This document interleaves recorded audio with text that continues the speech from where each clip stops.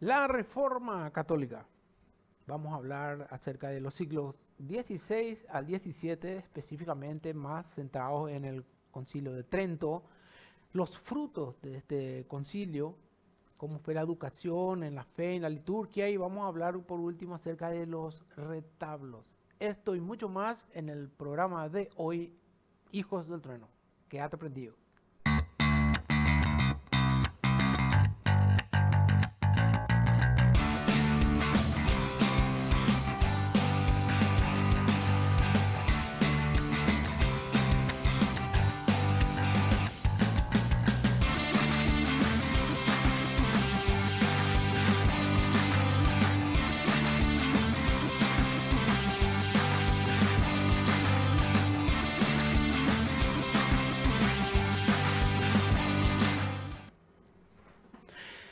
Bienvenidos a este nuevo episodio, el 29º de Los Hijos del Trueno, en este domingo 19º del tiempo ordinario, un tiempo bastante frío, así que espero que este programa les dé calor dentro de sus hogares con la palabra de Dios y con muchas cosas más que podemos aprender de todo lo que tenemos preparado para ustedes en este día. Y para que este programa sea siempre del agrado de todos ustedes, quien me acompaña siempre, mi hermano y mi co-conductor, Derlis Bordón. Derlis, buen día. Buen día, Charlie. Buen día a nuestros televidentes. Feliz domingo para todos. Y para comenzar nuestro programa de hoy, pedimos siempre a la gente que se comunique a través del WhatsApp. Desde muy temprano ya tenemos mensaje de Charlie en el WhatsApp y que lo vamos a estar compartiendo después del primer corte, ¿verdad? Queremos comenzar este domingo iniciando especialmente con recordándonos que que ayer estábamos también festejando a Santo Domingo Guzmán, Santo Domingo Guzmán. ¿sí? Y comenzamos también presentando este programa nada más y nada menos que nuestra Madre María en su evocación a la Virgencita de Cacupé. Ajá. Dale, Charlie, comenzamos con nuestro primer bloque. Sí, el primer bloque estamos dedicados justamente a la lección del santo de la semana.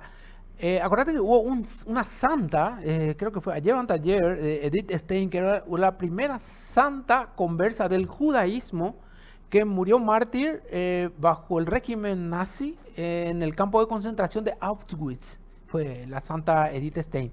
Pero nosotros, ¿a quién vamos a dedicarnos este domingo? Pues es al santo patrono de los curas y párrocos, San Juan María Vianney, que su festividad se celebra el 4 de agosto todos los años en el Día del Sacerdote. Justamente es el Día del Sacerdote por honor y en recordación a San Juan María Vianney, quien fue un gran sacerdote que hoy vamos a estar hablando sobre él. Bueno, para empezar podemos decir que este cura es de Francia, así que vamos a irnos un poco viajando hasta el país de Francia, en la pequeña ciudad, cuando eso era un pueblo, que era el pueblo de Ars.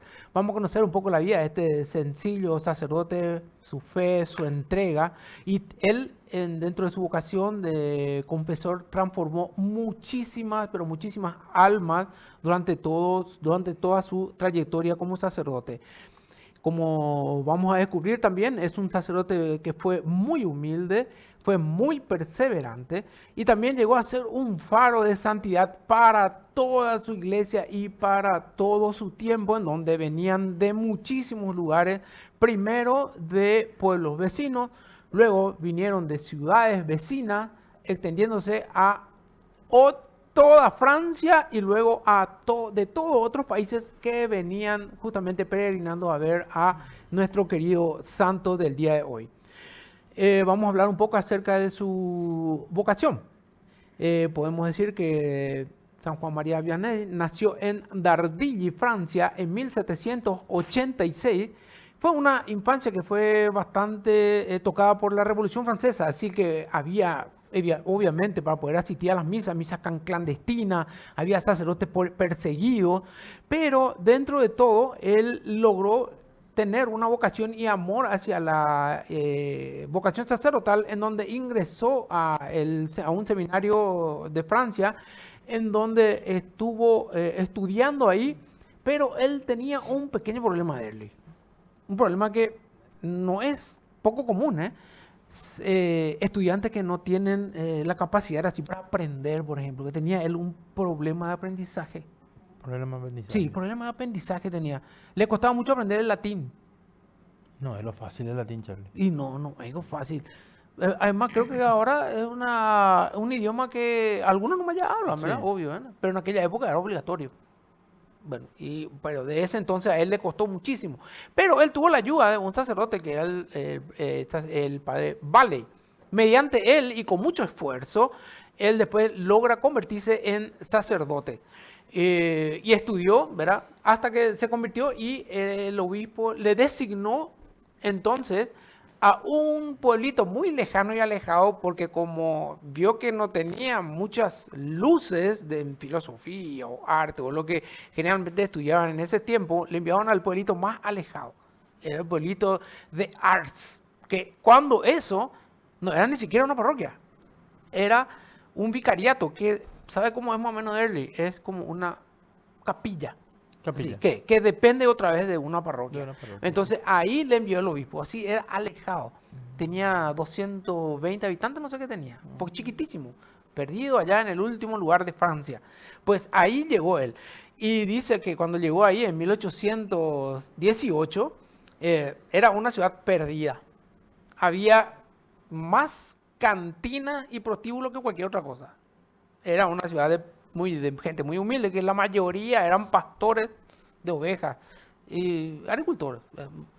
Nada. Y cuando él llegó, lo primero que dijo fue: no hay amor en este lugar, pero vamos a traerlo, dice.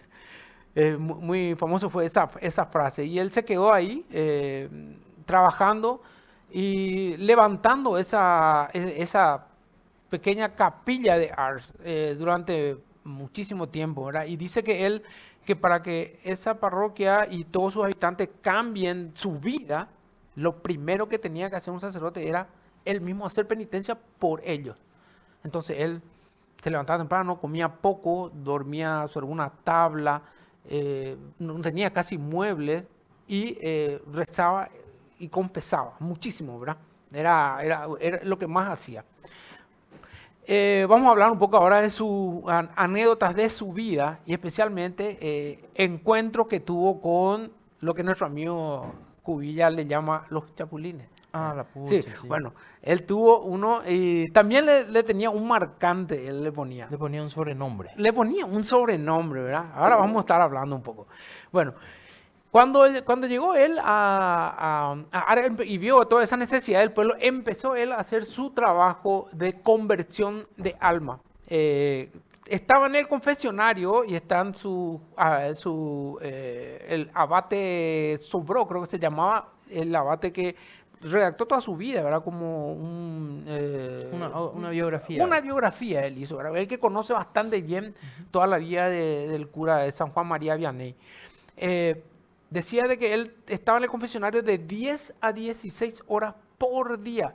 Dormía casi 3 horas nomás, comía muy poco, se levantaba temprano, rezaba, visitaba y entonces la gente cada vez le fue conociendo por el tema de las confesiones. Él tiene una persona que veía el alma de la gente y podía dar muchísimos y buenos consejos.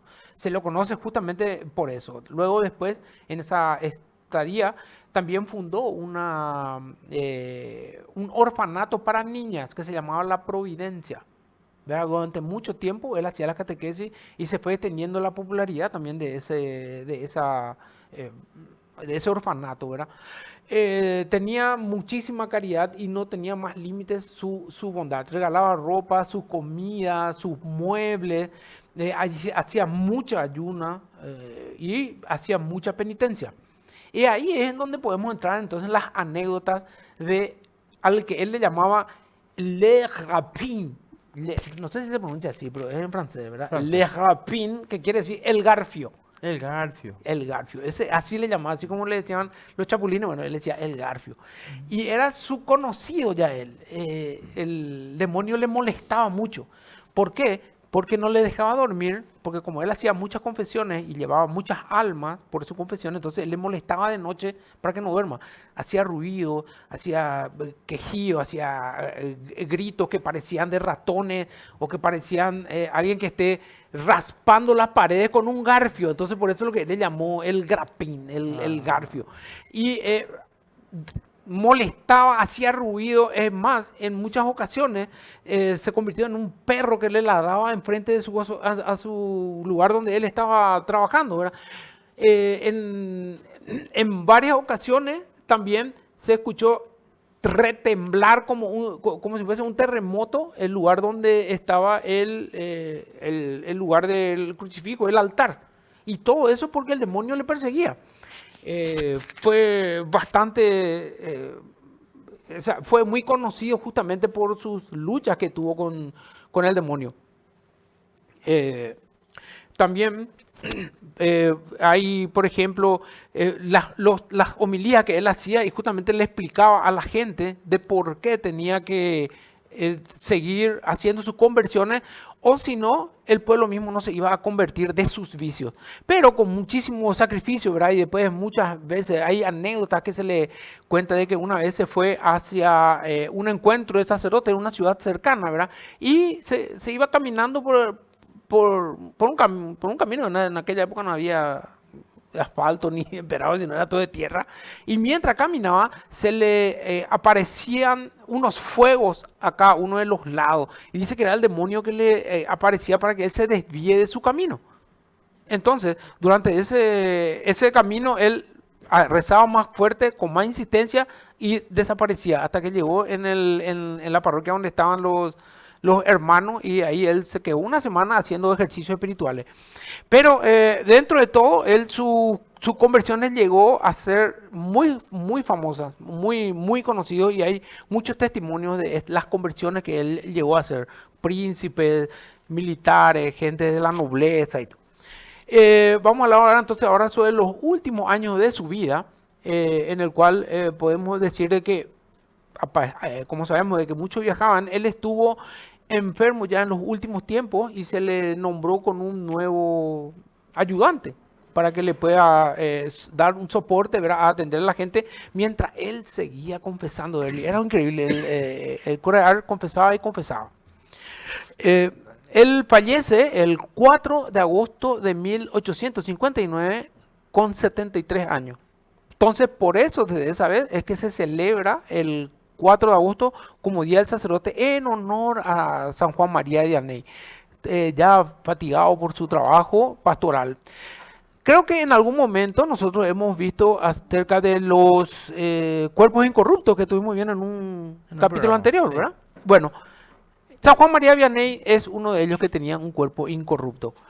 Hasta hoy se conserva en la parroquia de Ars su cuerpo, y fue canonizado en 1925 por Pío XI, él fue el que le proclamó patrono de todos los párrocos del mundo.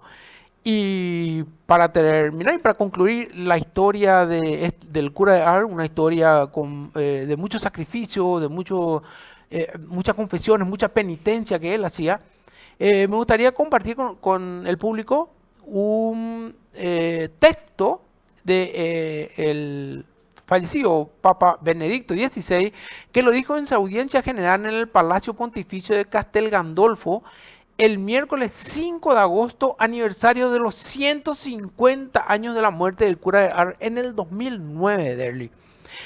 Si me podrías un poco vos ayudar a leer el texto del Papa Benedicto XVI en ese día. Sí, dice así: queridos hermanos y hermanas, a los 150 años de la muerte del santo cura de Ars, los desafíos de la sociedad actual no son menos arduos. Al contrario, tal vez resultan todavía más complejos. Si entonces existía la dictadura del racionalismo, en la época actual reina en muchos ambientes una especie de dictadura del relativismo. Ambas parecen respuestas inadecuadas a las justas exigencias del hombre de usar plenamente su propia razón como elemento distintivo y constitutivo de la propia identidad. El racionalismo fue inadecuado porque no tuvo en cuenta las limitaciones humanas y pretendió poner la razón como medida de todas las cosas, transformándola en una diosa.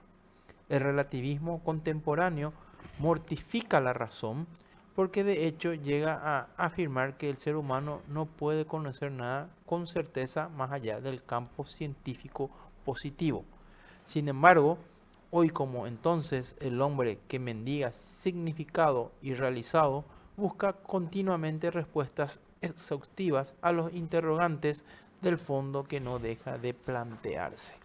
El Papa Benedicto XVI era muy consciente de que las explicaciones dadas del cura de Ars y su vida no tenían cuando esas explicaciones y de que eran todos racionalistas en esa época y que ahora es todo relativismo. Y vas a creer en el cura de Ars y depende. Si vos crees que eso es así, fue así. Si vos no crees, pues no es así. Todo es relativo, no hay verdad y no hay mentira. Todo depende del cristal con que uno lo mira. Por lo tanto, un cristiano católico debería ser como el Papa Benedicto XVI, en el cual defendemos de que existe una sola verdad, que es la verdad de Jesús, que es camino, verdad y vida. Bueno, acá terminamos entonces con ustedes el capítulo de introducción en nuestro primer bloque del santo del día de hoy, que es San Juan María Vianney. Y ahora entonces vamos con un pequeño corte, Erles. Breve corte y regresamos para hablar sobre las épocas de las reformas. Ok, volvemos enseguida.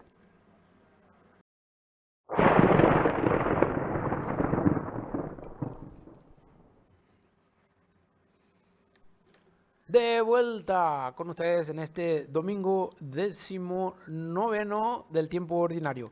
Y como lo habíamos prometido, pues vamos ahora a estar viendo sus mensajes que nos han escrito en las redes sociales y en nuestra línea directa de Hijo del Trueno.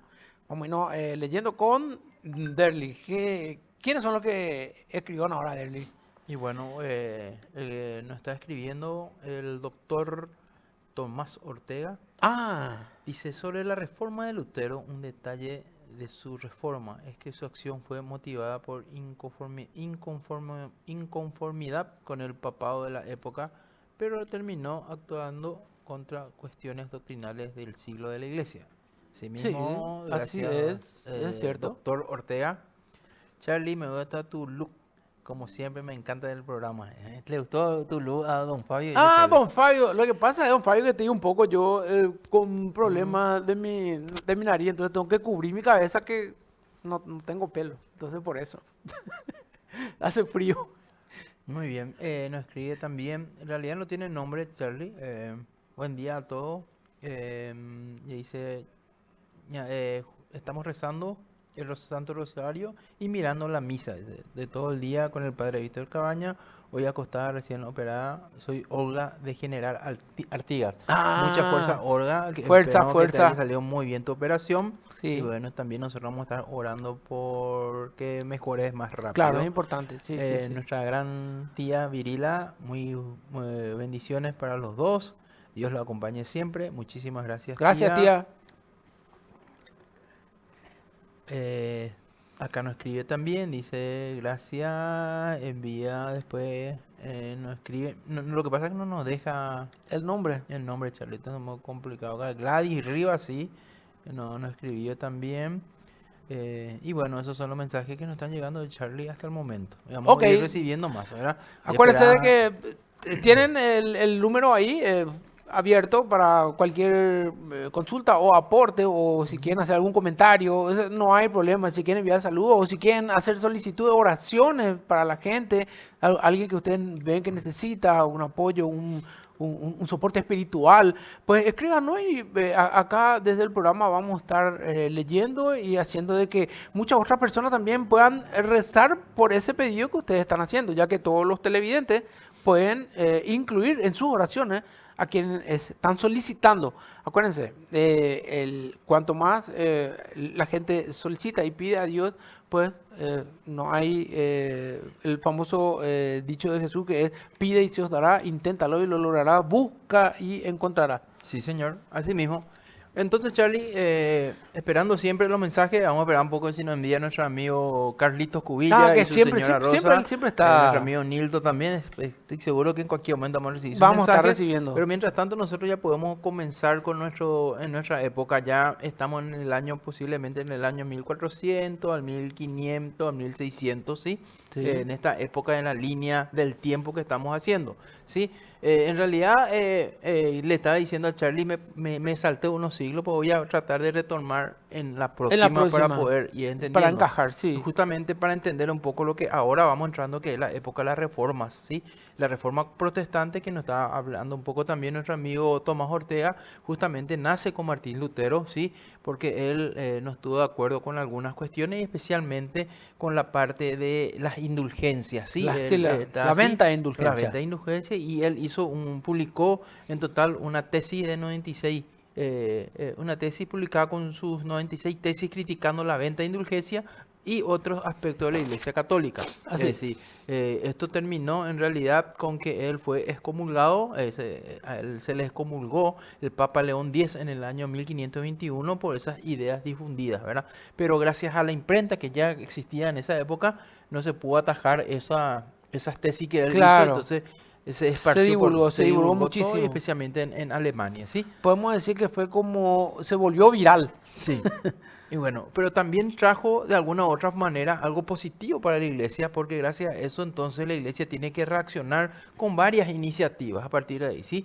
Entonces, ¿qué hacen los teólogos católicos? Defienden la tradición y la obediencia del Papa, primero eso. Y en 1540 se funda la Compañía de Jesús, que estuvimos hablando en el episodio El pasado, de episodio quién fue el pasado. fundador de la Claro. Compañía de Jesús, que defiende la fe católica y la obediencia papal, ¿sí?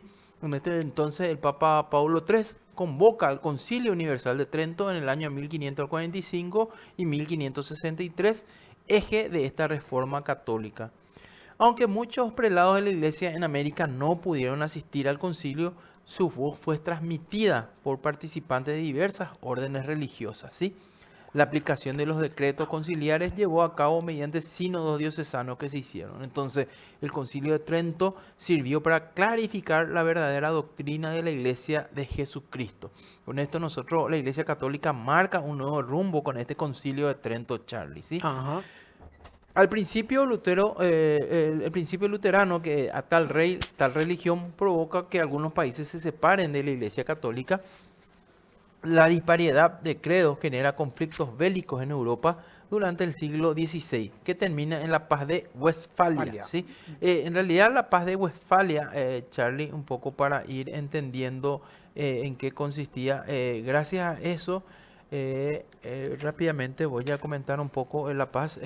Se firman dos tratados, ¿sí? El tratado de Osnabrück y el tratado de Musler en Ajá. el 24 de octubre de 1648, y estos tratados pusieron fin a la guerra de los 30 años, ¿sí? Y también a 80 años de hostilidades entre España y las provincias unidas de los Países Bajos. Con esto se llega a ese acuerdo, gracias a este tratado de la paz de Westfalia, ¿sí? Westfalia. 1648. Bueno, a partir de ahí, Charlie, a pesar de estos conflictos, el catolicismo se amplía, se despliega hacia América y en Filipinas también. En esos años nace una nueva sociedad mestiza, y ya es en América, ¿sí? Claro, La nueva en sociedad América. mestiza. Bueno, las leyes de Indias protegen a los indígenas de posibles abusos por parte de los europeos, y en ciudades como Santo Domingo, México y Lima se fundan universidades católicas, ¿sí? Nosotros ahora podemos ver en un mapa, ¿sí? Creo que tenemos un mapa Sí, ahí hay un mapa. para ver las zonas de influencia de las principales religiones después de la Reforma Protestante, ¿sí? Del siglo XVI. Ahí vemos cómo creció un poco la parte de los católicos, los luteranos calvinistas, los anglicanos, los ortodoxos griegos y los musulmanes, ¿sí? A través de la línea de los colores nosotros vemos cómo se fueron expandiendo eso después de la Reforma Protestante, ¿sí? Eso nosotros también nos ayuda un poco a ir conociendo un poco más cómo fueron creciendo de a poco, a la vez que va creciendo nuestra historia también, ¿sí? Seguido entonces, Charlie, vamos a hablar de los frutos del Concilio de Trento, porque en realidad el Concilio de Trento, como dije al comienzo, vive un momento de gran esplendor gracias a eso, ¿sí? Primero, la elaboración del catecismo romano. ¿Sí? Ahí Ah, nace el claro, catecismo claro, romano, claro. la edición del misal romano, que nosotros conocemos, y la revisión de la Biblia Vulgata, ¿sí? La Que Vulgata es la Vulgata de San Jerónimo. San Jerónimo, exactamente. Entonces, se hace una nueva revisión de eso Ujú. porque ya se está, por decir así, utilizando o manipulando de alguna u otra forma. Entonces se hace una mejor edición de ese libro, ¿sí? Así es. Nacen también, Charlie, algunas órdenes religiosas que hoy día no conocemos con esos nombres, pero siguen estando vigentes. El, una de las órdenes religiosas es la de oratorianos, ¿sí? Los Los oratorianos. oratorianos, que es una Ujú. congregación del oratorio de San Felipe Neri. Él fue Ah, el San fundador Felipe de ese, Neri. sí, en el siglo XVI, ¿sí? Su carisma en realidad era un poco las reuniones en oraciones familiares, ¿sí? Sencillas y charlas espirituales con penitentes y amigos. Ah, Así mira un poco. nace esto, ¿sí? Sus actividades en realidad son la oración, la predicación y la administración de los sacramentos. Eso hace esta orden, ¿sí? Eh, Después nace también otra orden, los oblatos, Los ¿sí? oblatos de María. Los Oblatos de María Mira, ahí está. Inmaculada, ¿sí? Es una sociedad fundada en 1816 por San Eugenio de Mestanap, ¿sí? Mm, Su misión, la congregación fue fundada para reparar los estragos causados por la Revolución Francesa, ¿sí? Que estabas también explicando vos cuando fue justamente en la sí. época de nuestro amigo San Juan María María Vianney, Vianney, y sí. se centró en la evangelización de los pobres donde quiera que se encuentren, ¿sí? Sus actividades principales era, entre otros, fomentar la devoción al Sagrado Corazón y a María Inmaculada y la formación del clero en seminarios, ¿sí? Entonces, esa era otra de las cosas que hacía esta nueva orden, ¿sí? Orden, sí. Siguiendo también con otras órdenes, estamos también las órdenes de escolapios. Los escolapios. Los escolapios, ¿sí? Los escolapios también conocidos como clérigos regulares de la escuela de Pías o piaristas, Ah, también los se lo conoce. piadistas. Son una Claro, orden claro. religiosa fundada en Roma en 1597 por San José de Calazán. Ah, San José de Calazán. Sí, es conocido. Sí, San es José de conocido Calazán San es José de conocido. Calazán. Bueno, ¿cuál es el carisma de San José de Calazán? Consideraba la educación como la garantía del éxito en la vida de los estudiantes y el fenómeno de la renovación social y eclesial. Entonces vio él la necesidad que en la escuela se tenían que formar y evangelizar y deseaba que se pueda llegar también así a la parte religiosa. Y Ujú. preferentemente insistía a los sacerdotes que de alguna manera hagan esa tarea de enseñar comprometiéndole a los sacerdotes y así para que puedan generar la cultura integral del niño, ¿sí? Esa era una de las grandes actividades, ¿sí? Y por otro lado tenemos también los hospitalarios, ¿sí? Hospitalario. Los hospitalarios que en realidad nace esa orden a través de los caballeros hospitalarios o de San Juan de Jerusalén, en la época en el cual estábamos hablando de las cruzadas, ¿sí? Claro. Entonces ellos ahí estaban estos caballeros de Rosadas o caballeros de Malta. Eso es el nombre que más se conoce, eran los Sí, es caballeros de más, creo Malta, que hasta ¿sí? ahora siguen vigentes. Tienen algún grupo así, creo que se suelen Sí, reunir, algo así, ¿verdad? así. Ah, claro, acá está. Ah, el canal está. Ah, la Orden de los Caballeros de Sí. Malta. Acá el canal Ñandeyana, acá de la Sí. parroquia de San José Obrero, mira. ¿No? Y Ah, la es que plaza está en principal. Lambaré. Ah, el que está en Lambaré, la planta. Claro, claro. Ahí está. Sí. Su fundador incuestionable fue un hombre llamado Gerardo y su título como fundador está atestiguado por una bula del Papa Pascual II en el año 1113. Ya, Sí, entonces viejísimo ya. ese sí. Entonces, ¿cuál es su identidad espiritual? La orden se caracteriza por su fidelidad a la iglesia y al sucesor de Pedro y por su identidad espiritual inquebrantable. ¿Sí? Entonces, Ujú. hay muchas órdenes, ¿sí? Voy a citar tres. Hospitalarias de San Juan de Dios, hermana hospitalaria de San Lázaro y hermana hospitalaria de San Juan de Jerusalén, ¿sí? Ah. Todas esas entran en eso, Todos son ¿sí? de la misma rama, pero con distintos tipos de servicios otra vez, Sí, entonces. así Pero son mismo, todos sí. los mismos, ¿verdad? Entonces ahora vamos a entrar un poco también en la universalidad de la piedad cristiana, ¿sí? El concilio, Charlie, ofreció a los creyentes la fe y llega a todos los ámbitos de la iglesia. Y eso es lo que nosotros llamamos un poco lo que es la piedad popular, ¿sí? Crece la devoción popular a la Eucaristía y a la Pasión de Cristo. Se potencia devociones marianas como el Rosario y Y el el Ángelus, Ángelus. ¿sí? Yo creo, Charlie, que en algún momento quisiera que nos explique, porque yo sé que yo particularmente no suelo hacer el Angelus, pero sí me Ajá. consta que sí, vos solés realizar el Sí, Angelus y claro. hay gente que quiere saber cómo se reza el Angelus. Ah, Me mira un gustaría que en poco. algún momento puedas compartirnos, no sé cuáles son Sí, los pasos y cómo se hace el rosario, sí lo suelo hacer. sí. En realidad no hago el rosario en sí, pero sí trato de en una semana terminar el rosario porque yo hago denario. En un día hago denario, denario, Ah, denario, de denario. 10, claro, 10 claro, 10 claro, 10 entiendo, sí, eso entiendo. sí suelo hacer, Ujú. el denario, no el rosario en sí, ¿sí? Y después, bueno, aumenta también la devoción de los nuevos santos, incluyendo los primeros americanos, ¿sí? ¿Cuáles son los primeros figuras? Creo que ahí es San Martín de Porres. Sí, Santa María de Jesús también, ¿sí? Terciaria de la franciscana, una mujer que ahí también nació y estuvo ahí, ella estuvo dotada de Sa- la, San, especialmente del don del consejo y también fue una excelente catequista con gran preocupación por los niños indígenas. Santa Mariana de Jesús, así. Sí, la Santa Azucena Mariana de de Jesús. Quito, ahí Ahí está, está, esa es. así se llamaba, Santa Santa Mariana Mariana de de Jesús, Jesús. la Azucena de Quito. Ah, mira un poco, mira Sí, un poco. ella también tuvo gran labor misionero y sin lugar a duda, gracias a eso llegó a la santidad, ¿sí? Ajá.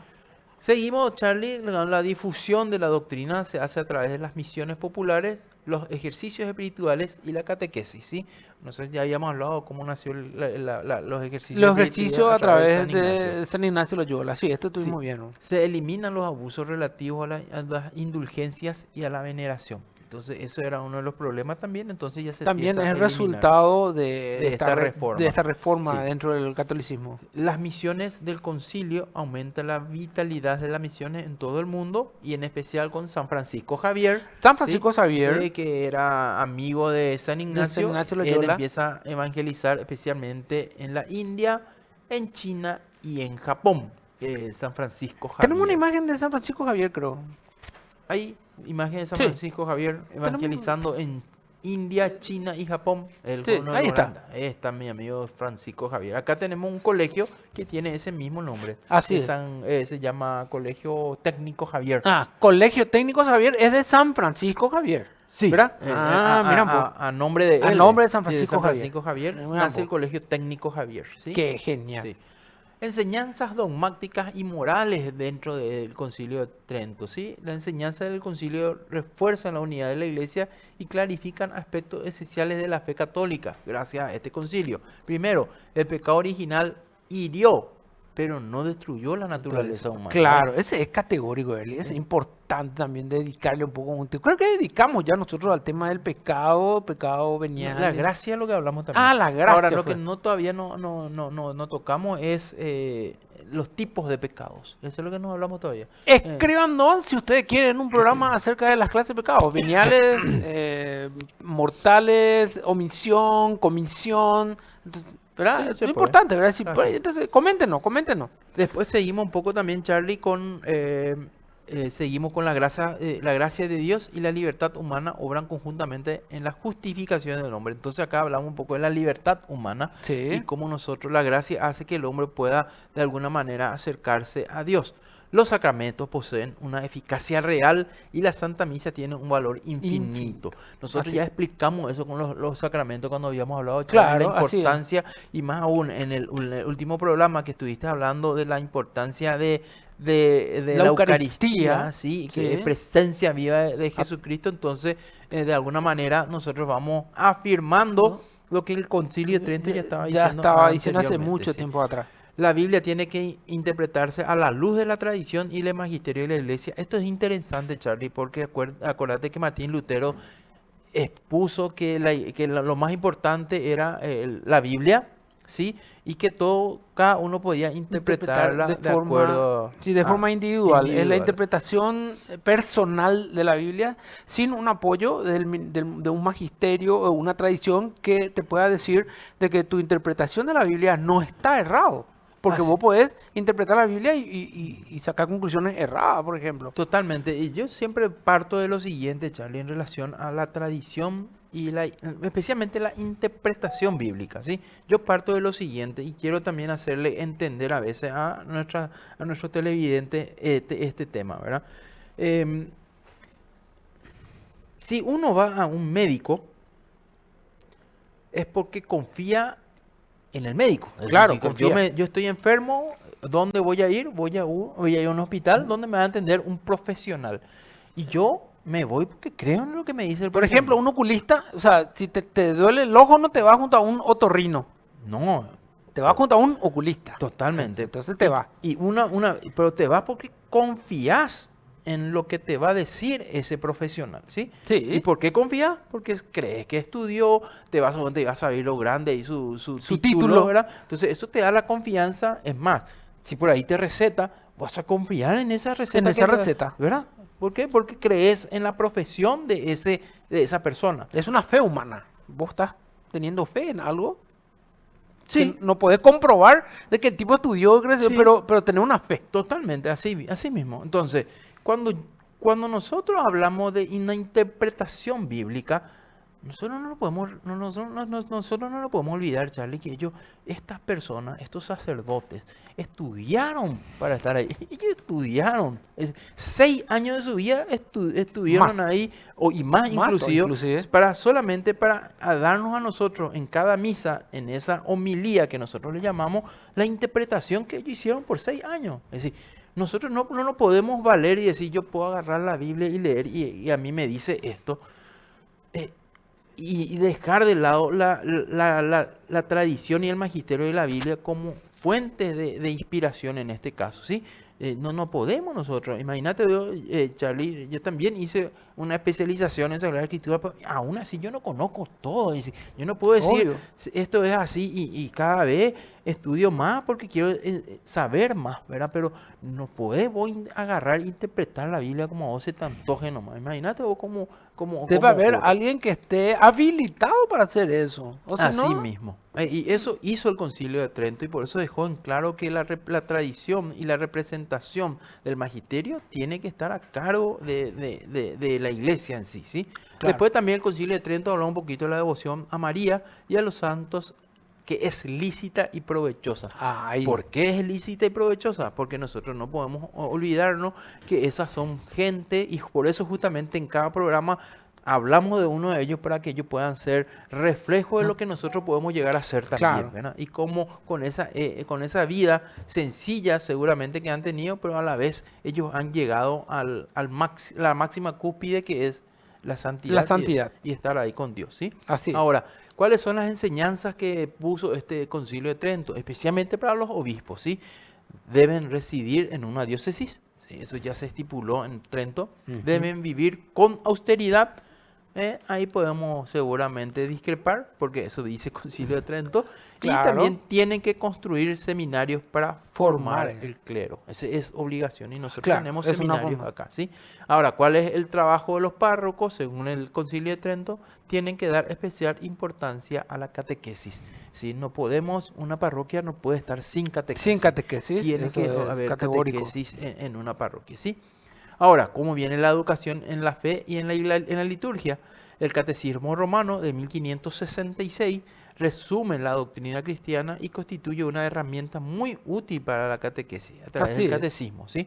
Y el Breviario de 1566 renueva la liturgia de las horas y lo que refuerza también la unidad de la iglesia. Entonces, Charlie, también me gustaría en algún momento, así como te hablé de hacer Del Ángelus. del Angelus, también que nos hable un poco de la liturgia de las horas. Ah, eso me gustaría. Yo soy muy asiduo Yo Sí. tengo mi breviario y rezo el... Y por eso, a Sí, mí me mucha gustaría, gente sí, vamos a quiere enseñar. y no sabe cómo, ¿verdad? Vamos a Porque enseñar. tiene algunos pasitos, ¿verdad? No es difícil, No, pero te no. tienen que O sea, indicar al menos. son unas reglas que hay que seguir. Es más, yo tarde una semana voy a enseñarle a mamá. Mamá ahora ya hace un breviario de una semana que yo mismo le regalé.